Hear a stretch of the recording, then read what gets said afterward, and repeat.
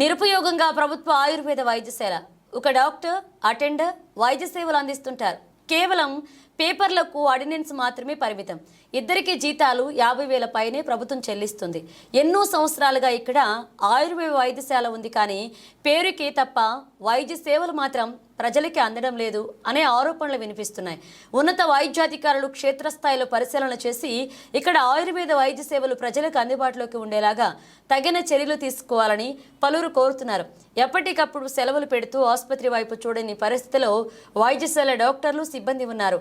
Store రూమ్ని తలపిస్తున్న Ayurveda వైద్యశాల 2 రూములకు తాళాలు వేసిన పరిస్థితి.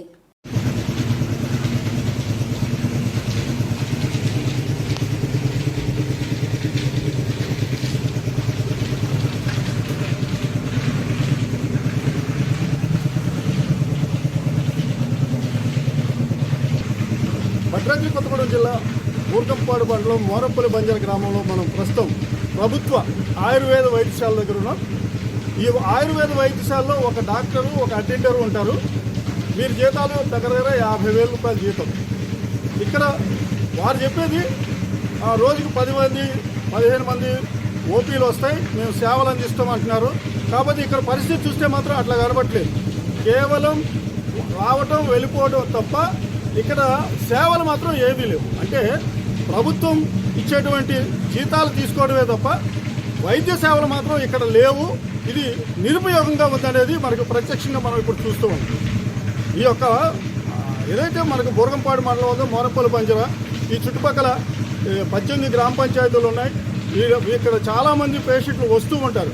అంటే కొంతమంది ఆయుర్వేదం చేయించుకుంటారు, కొంతమంది ఇంగ్లీష్ మందులు వాడుతూ ఉంటారు. కానీ ఇక్కడ చూస్తుంటే గత ఎన్నో సంవత్సరాలుగా ఇక్కడ ఇది నడుస్తోంది, కానీ ఎవరికీ తెలియదు. ఆయుర్వేద వైద్యశాల ఉంది అనేది తెలియకపోవడం విచిత్రం, ఆశ్చర్యకరమైన.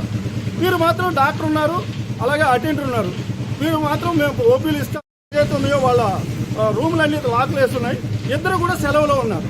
మరి ఇద్దరు సెలవులు ఉంటే ఎవరు, మీరు అటెండెన్స్ ఎవరు చూస్తున్నారు? లేకపోతే వీరికి ఎవరైనా ఈరోజు వచ్చి వైద్యం కోసం వస్తే పరిస్థితి ఏంటి? అంటే ఆయుర్వేదం వైద్యశాల అనేది కేవలం నామమాత్రమే ఉంది.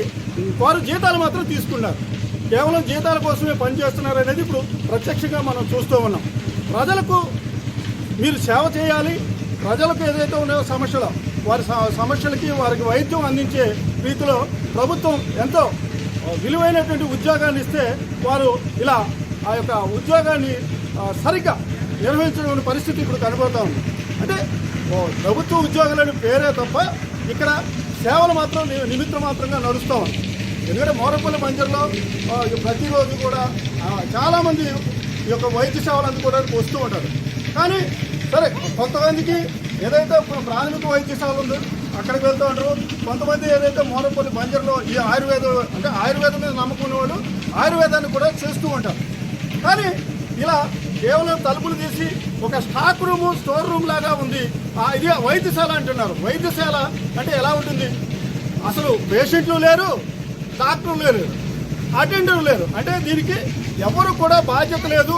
అంత నిర్లక్ష్యంగా ఇక్కడ ఉన్నటువంటి వైద్యశాలలో ఉన్నటువంటి సిబ్బంది కానీ డాక్టర్ కానీ ప్రయత్నం చేస్తున్నారు. వీరిపైన ఉన్నతాధికారులు క్షేత్రస్థాయిలో పరిశీలన చేసి వీరు నిజంగా ఎన్ని రోజులు పనిచేస్తున్నారు, వారు అటెండెన్స్ ఎవరు చూస్తున్నారు, ఇవన్నీ కూడా పరిశీలించి వీరిపై చర్య తీసుకోవాలని ఈ ప్రాంతవాసులు అందరూ కూడా కోరుతున్నారు. భద్రాద్రి కొత్తగూడెం జిల్లా నుంచి చంద్రశేఖర్, V5.